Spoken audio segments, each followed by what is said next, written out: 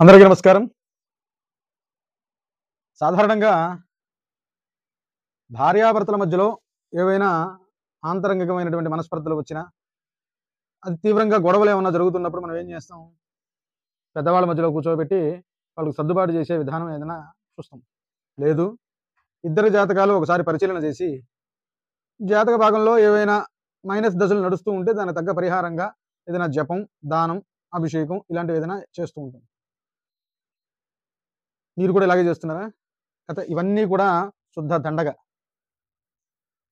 అవేమి చేసినా కూడా అసలు ఏది మా భార్యాభర్తల మధ్యలో మనస్పర్ధలు తొలగిపోవు. ఏం చేస్తే తొలుగుతుంది? పదండి, గురువుగారు చెప్తున్నారు. ఒకసారి వెళ్లి చూసొద్దాం. శ్రద్ధగా వినండి. భార్యాభర్తల మధ్య గొడవలు ఎక్కువగా వస్తూ ఉన్నట్లయితే ఆ గొడవలన్నీ తొలగింపజేసుకోవాలంటే ఒక రాగి చెంబులో నీళ్లు తీసుకొని ఆ నీళ్లలో కొన్ని నల్ల నువ్వులు వేసి కొద్దిగా పచ్చకర్పూరం వేసి వాళ్ళు నిద్రించే మంచం దగ్గర తల పై భాగంలో ఉంచి నిద్రించాలి. ఇలా నిద్రించే మంచం దగ్గర దీన్ని ఉంచడం వీలు కాకపోతే ఎక్కడైనా సరే బెడ్రూమ్ లో ఒక మూల ఆ రాగి చెంబును ఉంచొచ్చు. ఓం నమ శివాయ, ఓం నమ శివాయ, ఓం నమ శివాయ అని 3 సార్లు చెప్పి ఆ రాగి చెంబును ఉంచాలి. ఇది ఆదివారం రోజు కానీ, అమావాస్య రోజు కానీ, పౌర్ణమి రోజు కానీ చేయాలి. మర్నాడు ఆ నీళ్లు ఎక్కడైనా మొక్కలో పోయాలి. ఈ పరిహారం వల్ల భార్యాభర్తల మధ్య అనుకూలత పెరుగుతుంది. బాగా గొడవలు అవుతున్నప్పుడు రాగి చెంబులో నీళ్లు తీసుకోవడం, కాసి నల్ల నువ్వులు వేయడం, కొద్దిగా పచ్చకర్పూరం వేయడం, ఆ రాగి చెంబు బెడ్రూమ్ లో తల దగ్గర పెట్టడం లేదా ఏదైనా మూల పెట్టడం చేయాలి. ఉదయం నిద్ర లేచిన తర్వాత ఆ నీళ్లు మొక్కలు పోయాలి. ఇలా చేస్తే ఈ పరిహారం వల్ల దంపతుల మధ్య అన్యోన్యత పెరుగుతుంది. అలాగే గురువు గారు ఏం చెప్పారు?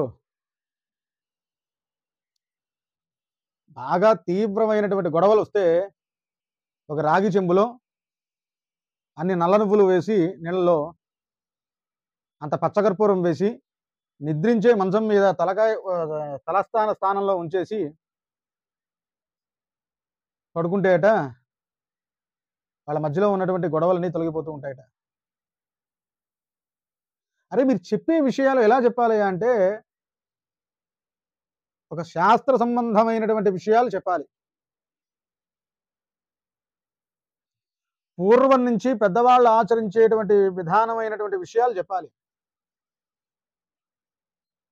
అదేమన్నంటే పరిహార శాస్త్రంలో ఉంది. ఏ పరిహార శాస్త్రం ఉంది? అది ఎప్పుడు రచించారు? ఎన్ని సంవత్సరాల క్రితం నాటి గ్రంథం అది? ఇక జ్యోతిష భాగం లేదనమాట.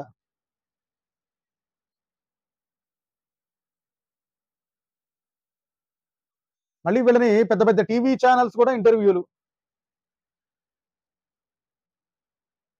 వీళ్ళు చెప్పిందే నిజమన్నట్టు పాటించడాలు. ఇక బ్రాహ్మడితో పని లేదనమాట. ఇలా వీళ్ళు చెప్పేసింది పూర్తిగా చేసుకుంటూ వెళ్ళిపోతే అన్ని సెట్ అయిపోతాయి. దయచేసి ఇలాంటి మూర్ఖుల మాటలు అసలు వినవద్దు. సర్వే జనా సుఖినో భవంతు.